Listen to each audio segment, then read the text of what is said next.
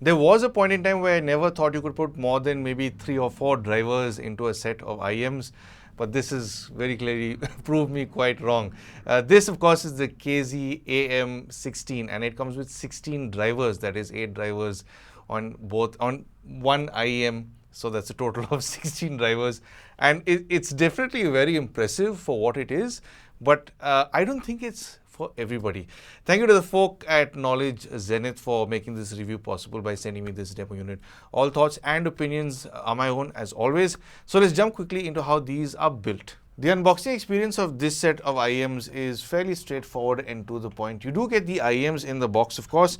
You will also get the cable, and you will get a whole bunch of ear tips, which look like the standard ear tips they've been sending out for many years. The cable you get is terminated to a 3.5 mm on the side that you connect to your DAC amp or your music player, and the other end is a 0.75 mm 2-pin connector that connects to the IEMs. This specific model I have does not have a microphone, but I do believe you can pick up one that has a mic. So I can't do the call demo test for this since it doesn't have one.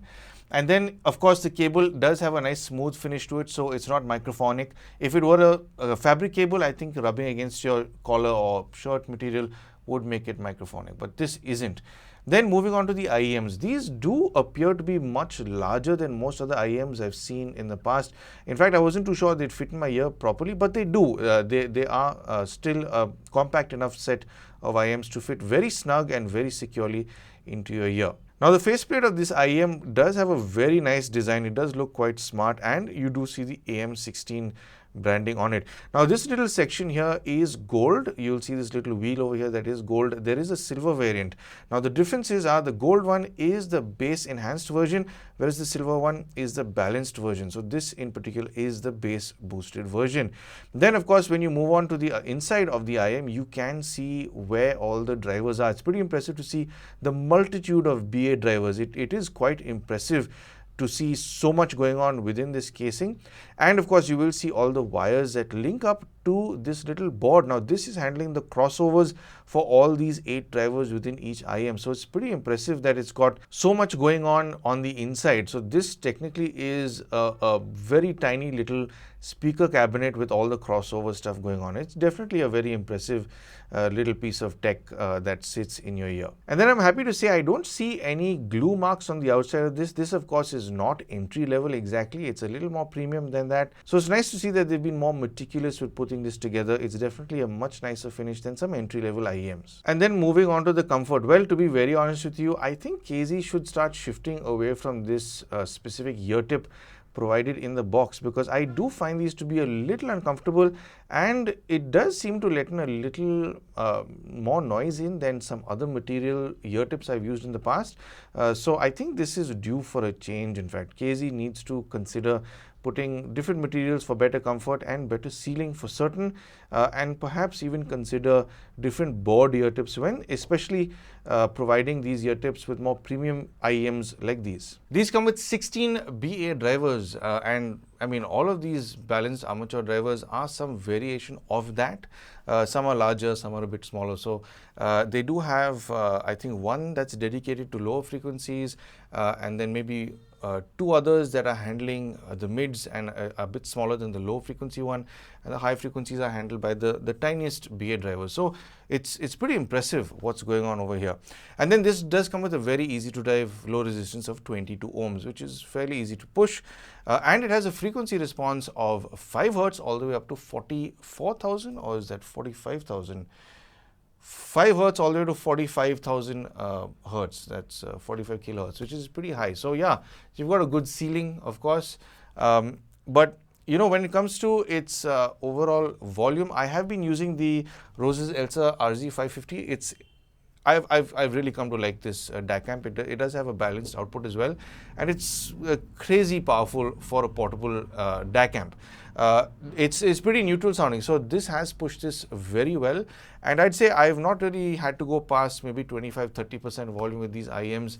If you do want it to open up a bit more than that, yeah, push it up to about 35-40, but it starts getting a little too loud for me, at least using this DAC amp. At maybe 35%, it's a little too loud. So I'll sit there for about maybe maybe one song, 2 or 3 minutes, and then drop back down to 20, 25, because it's rounded enough even at that volume. These are dynamic enough to give you good rounded lower frequencies, also because these are the bass enhanced version. Moving on to its soundstage and its imaging. Well, soundstage wise, it's not necessarily restricted within your head. There's no small bubble within your head. It does expand a little out of it, maybe to a few millimeters out of the IEMs, and there is very slight vertical stage. So I'm hearing some things just above my ears as well when I listen to these with some classical music or whatever else. If it's recorded well, you do get that slight wider expanse with these IEMs, which is of course pretty impressive for this set. When it comes to its imaging, well, I wasn't expecting this to be pin sharp anyway, because it's loaded with BA drivers. I've not really heard a BA driver that is as sharp in detail compared to, let's say, dynamic driver. But this is nice. There are some dynamics that get a little too shrill, a little too sharp, a little too cutting in detail, but this is nice. It's sort of a bit rolled off around the edges, almost like you're listening to tubes, because it does give a rounded edge to your detail. So it's easy on the ear. It's definitely not going to cut through. It's not aggressive over there. When it comes to its timbre, it's not the most real sounding set of IEMs out there. Then again, I don't think that's what KZ was going for, especially with this tuning. And speaking about its tuning, straight out of the box, I mean, I did do a burn-in after I heard it out of the box, because it definitely felt like it needed a run-in, but it doesn't seem like it's really opened up much after a burn-in. Some IEMs or headphones or speakers don't change too much after that, but this one in particular has sort of, it's felt like it's needed something different, which is what I did, because I found the lower frequencies way too much. Now, I myself am not a fan of lower frequencies. This was definitely a little too enthusiastic there. I still think it's a little too enthusiastic there. I would have preferred the balanced version. In fact, I usually don't play around with EQs when I'm testing, earphones and headphones or speakers. But with this set, I had to go and just reduce the lows, because it's a little too much for my taste. So much so, it does eat into a lot of detail. It does muddy up the mids. It does make things sound, a lot mellower in detail, which I think some people won't like. Then again, I'd say this is, it's a tuning that a lot of people who love lower frequencies will like. It's definitely got a lot of kick over there. So what I did do is I put on a different set of ear tips. So this set of ear tips was literally on another set of IEMs that I just reviewed a few days ago that went live.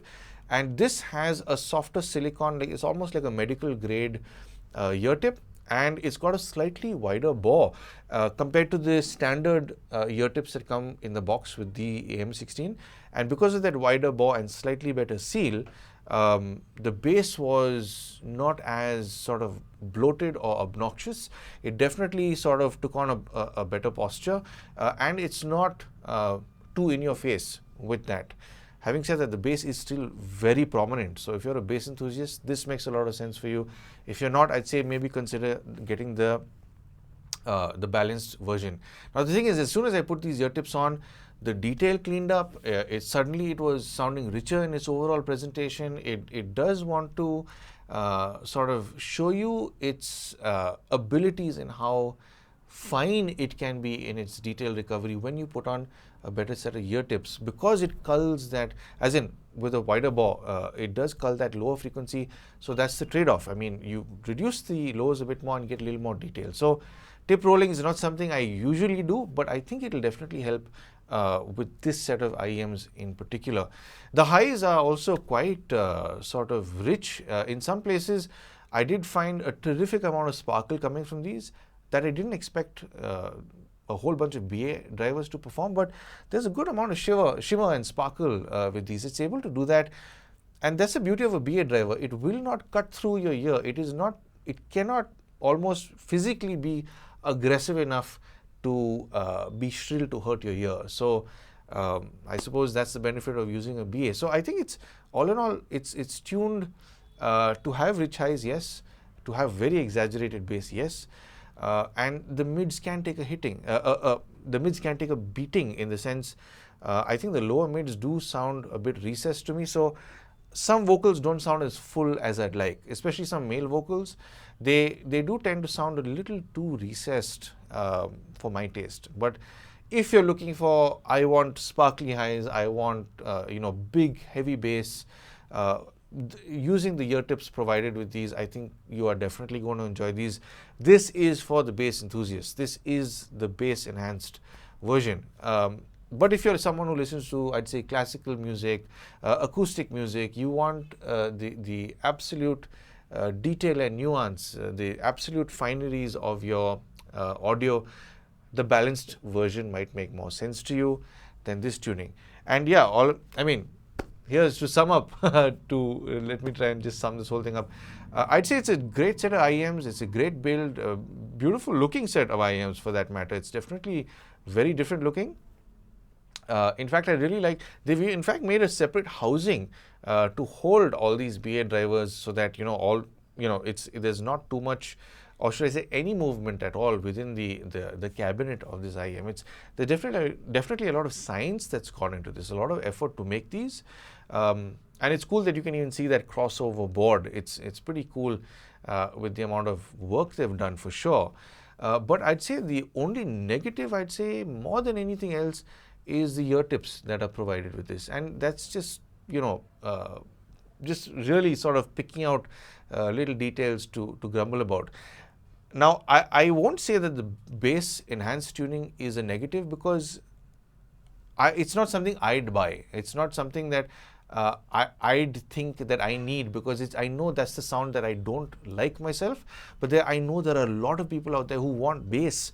So I'd say, in fact, this is a very good set of IEMs for somebody who's planning on getting into the hobby and wants to pick up something that has or carries as much bass as something like a TWS earphone, because this, I think, can be bigger sounding than TWS earphones when it comes to its lower frequency. So it's definitely a very solid sounding set of IEMs that will impress most listeners, unless you are somebody who knows for certain you are not a bass enthusiast. Then moving on to the price. If you do want to buy these, you can buy these globally. They are available. So if you are buying this, let's say from Linsole, these do go for about 56 to 59 US dollars. Now, you will get different variations of these. I think you get one with a mic, one without. You get the balanced version and the bass enhanced version. So you can choose what you want. And if you're planning on buying this here in India, this does go for anywhere between 4,890 to 5,490 on concept cart. So this is, again, it depends on which variant you're going for. Are you going for the bass enhanced? Do you want the mic? All these factors do apply. But one thing I will recommend is maybe pick up a set of different ear tips with different materials and a wider bore, because the bore that does come with these ear tips are very sort of narrow. So that tends to make the bass very big, very enthusiastic, very punchy, and it can overpower everything else. So that's one recommendation I do. But yeah, if you are a bass enthusiast, man, this is going to sort you out. In fact, I think this might be one of the most prominent bass sounding IEMs that I have ever heard over the last 4 or 5 years that I've been doing this. And it's definitely an impressive set, but I don't think it's for everybody. So there you have it. That's my review on the AM16. And I do hope that this video has given you a better understanding for these IEMs. And I do hope that it'll help you make some sort of purchase decision. If you would like to help support the channel, I'm sure you know exactly how to. But of course, thank you for tuning in for some sound advice.